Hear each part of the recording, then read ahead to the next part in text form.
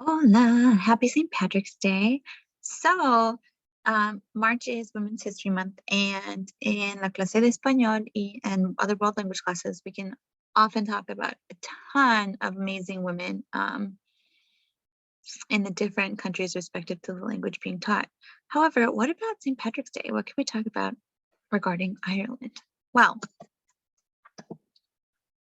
in regards to Ireland and Colombia, which is which? Which side is Ireland and which side is Colombia? Take a guess.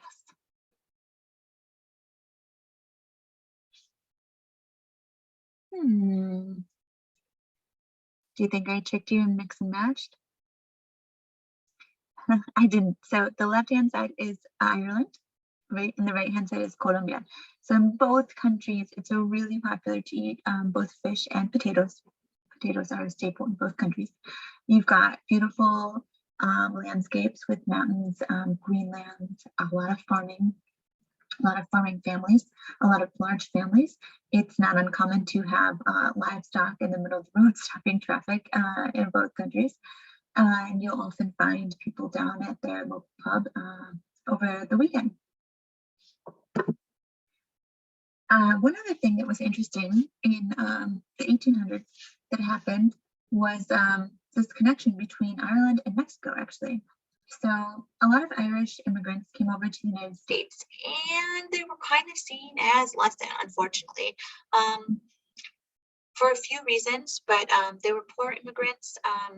They were Catholic, and a lot of the other immigrants who had come to the United States were Protestant, and this was a big battle over in Europe already, Catholics versus Protestants, and now that same thing was going on in the United States.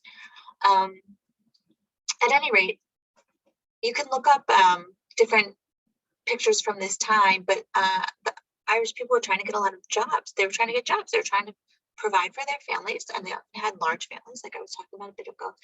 And unfortunately, a lot of people said Irish need not apply. They were kind of discriminated against. Yeah. At any rate, a lot of Irish people ended up joining the army. And one thing that was going on where men were needed was the war between the United States and Mexico, basically over where the land ended. So where was the border between Texas and Mexico? And as we've talked about before in my class, probably if you've been in one of my classes, you know that Mexico used to be a lot of what is now Texas and the other states along the Southwest over there, and California. And so the Irish went down and they started battling first for the United States. They fought, or they were in the army first for the United States, and they actually ended up switching sides. So about 200 Irishmen and a few other different immigrants as well formed this St. Patrick's Battalion, in Spanish, San Patricio, right? San Patricio instead of St. Patrick. And they had this flag that they adopted.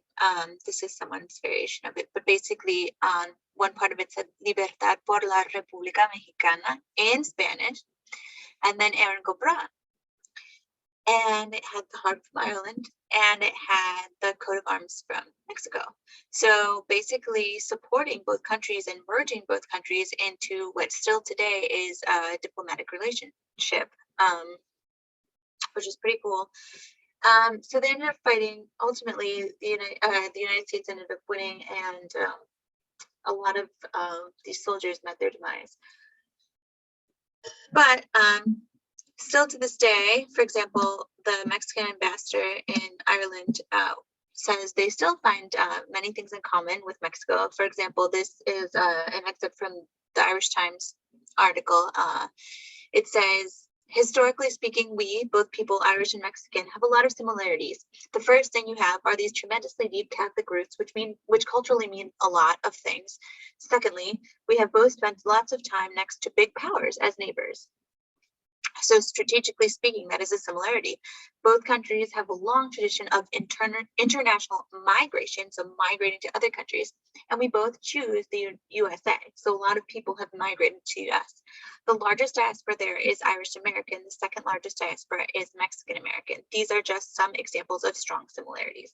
So basically, not only can they identify within their own culture and their own countries to each other, but then even what's interesting is they identify within the United States, being a diaspora in the United States, from each country, and saying, here's how we identify, and here's how we can relate even within the context of the US. And what else is cool, that you might not have known, is that there's a plaque in Mexico City that's dedicated to the battalion of San Patricio, and or St. Patrick's Battalion, and with all the names of those who fought and helped Mexico.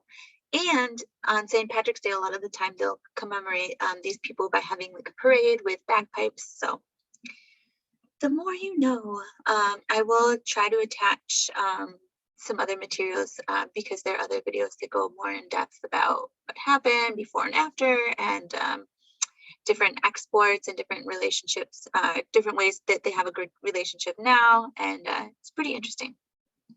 Anyway, happy St. Patrick's Day.